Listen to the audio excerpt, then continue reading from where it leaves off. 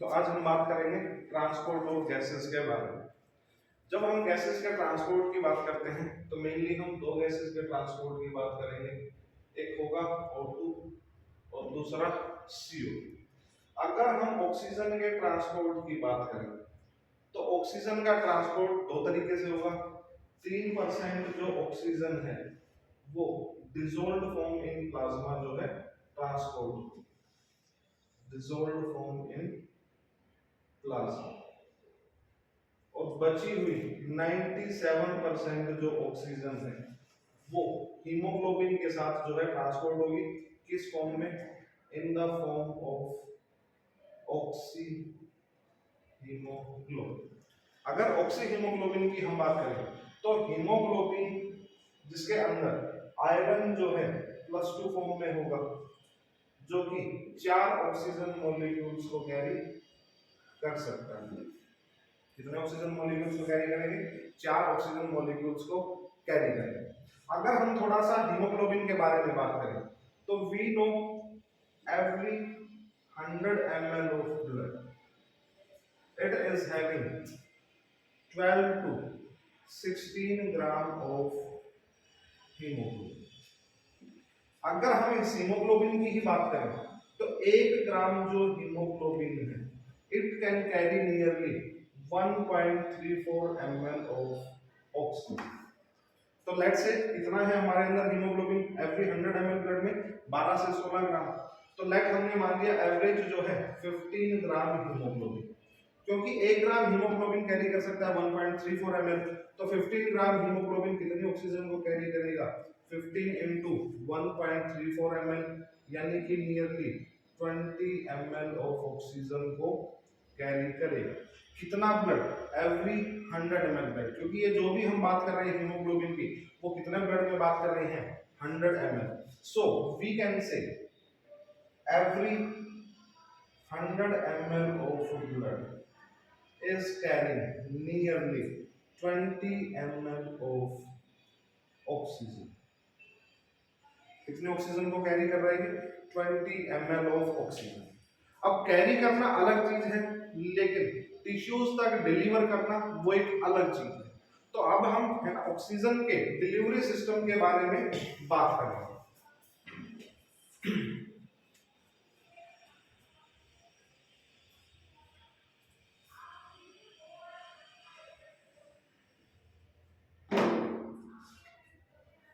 So let's say we have drawn our lungs here.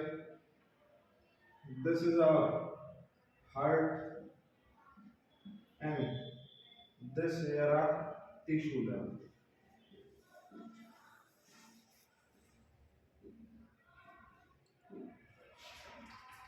याद करो lungs से जो ब्लड आएगा कहाँ आएगा? राइट सॉरी है ना, चैम्बर्स ऑफ हार्ट की बात करें, right atrium, left atrium, right ventricle and left ventricle. तो ब्लड जो लंग्स से आ रहा है किसके थ्रू आएगा? क्योंकि हार्ट की तरफ आ रहा है तो वेन के थ्रू आएगा। So this is pulmonary vein. यहां से ब्लड जो है लेफ्ट एट्रियम से लेफ्ट वेंट्रिकल इसको डिलीवर कर देंगे कहां? टिश्यूज तक। इसके थ्रू आएगा सिस्टमिक आर्टरीज, क्योंकि हार्ट से दूर ब्लड जा रहा है तो आर्टरी के थ्रू जाएगा। और कौन सी आर्टरीज? जो बॉडी ऑर्गन्स को दे रही हैं, यानी कि सिस्टमिक आर्टरीज। सिस्टमिक वेन्स के द्वारा इस ब्लड को कहां ट्रांसफर कर दिया जाएगा? To the right atrium. This is systemic veins. तो ऑब्वियस सी बात है टिश्यूज में मेटाबॉलिज्म होगा, तो ये ब्लड जो यहाँ जाएगा वो कैसा होगा? Deoxygenated blood. This right atrium will transfer this blood to the right ventricle, और right ventricle इस ब्लड को ट्रांसफर कर देंगे कहाँ? To the lungs for the oxygenation। अब क्योंकि ये क्या होगी? Pulmonary artery. आर्टरी मतलब जो हार्ट से दूर लेके जाएगी, तो दिस इज पल्मोनरी आर्टरी। ठीक है, यहाँ जो ब्लड होगा दैट इज ऑक्सीजनेटेड।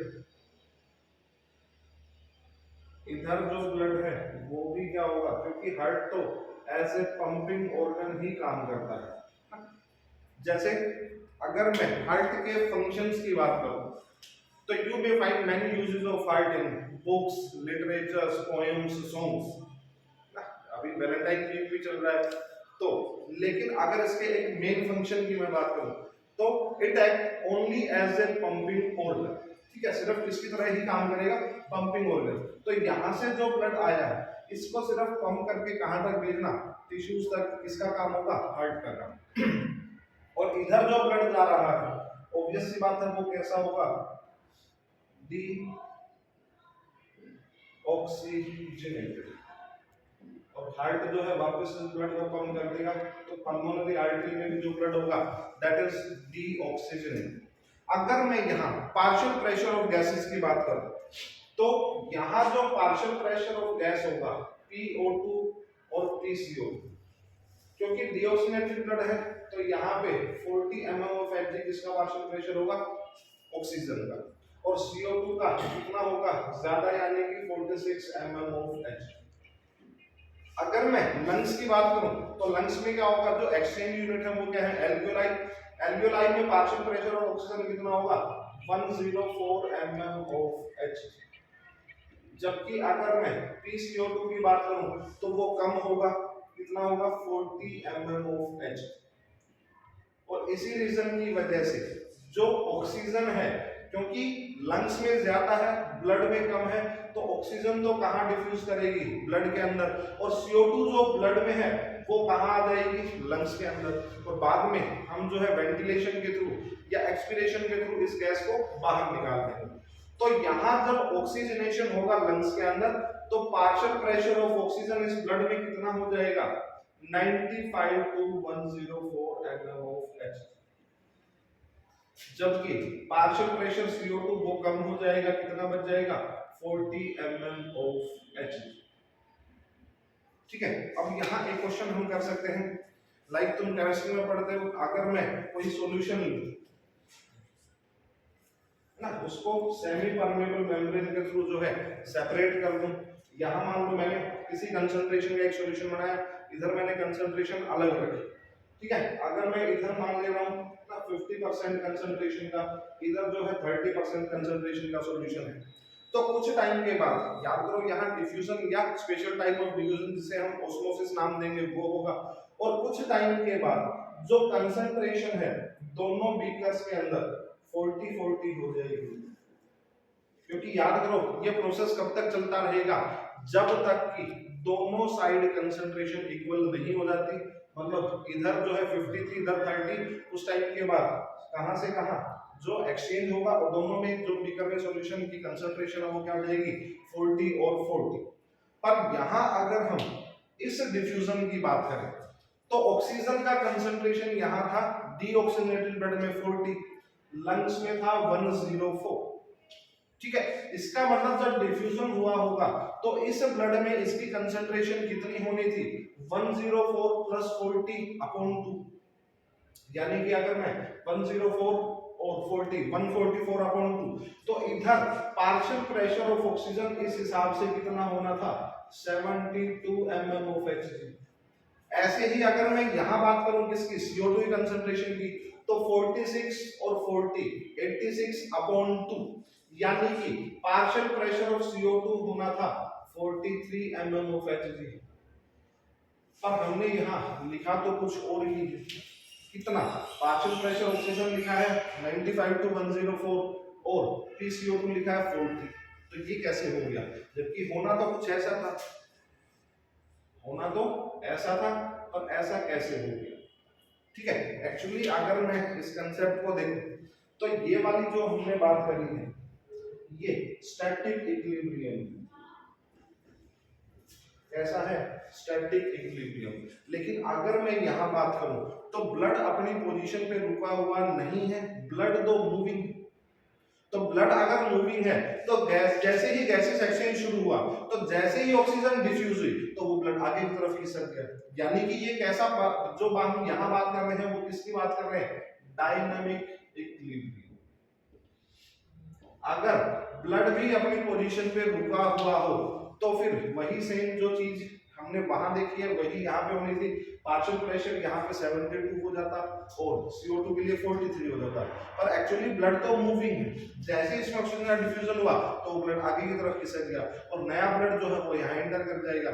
जैसे ही फिर से एक्सचेंज होगा तो वो ब्लड उधर खिसक गया है और नया ब्लड जो है एंटर कर रहा है। तो यहाँ हमने बात करी कि ब्लड जो है मूविंग है, डायनामिक कंडीशन में है, तो इसीलिए जो लंग्स में पार्शियल प्रेशर होगा गैसेस का वही कहां हो जाएगा, इस ब्लड के अंदर भी, यानी कि डीऑक्सीजनेटेड ब्लड के अंदर भी वही कंसंट्रेशन होगी। तो इस तरीके से हमने यहां बात करी है।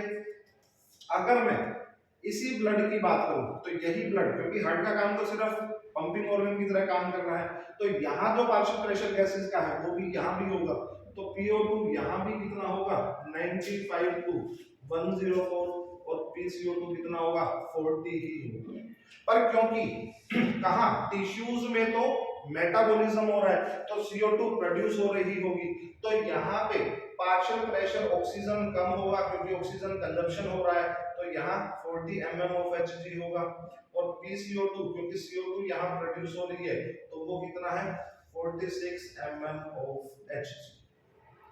ठीक है, जैसे ही यहाँ पे एक्सचेंज होगा तो वापस ऑक्सीजन जो ऑक्सीजनेटेड ब्लड में ज्यादा है वो तो डिफ्यूज कर जाएगी कहाँ पे टिश्यूज में, और यहाँ जो CO2 प्रोड्यूस हो रही है वो कहाँ आ जाएगी इस ब्लड में। तो इस ब्लड का जो PO2 होगा सेम वही होगा जो इस टिश्यूज में पाया जा रहा है, क्योंकि सेम कंसेप्ट जो यहाँ लग रहा था वो यहाँ भी अप्लाई होगा।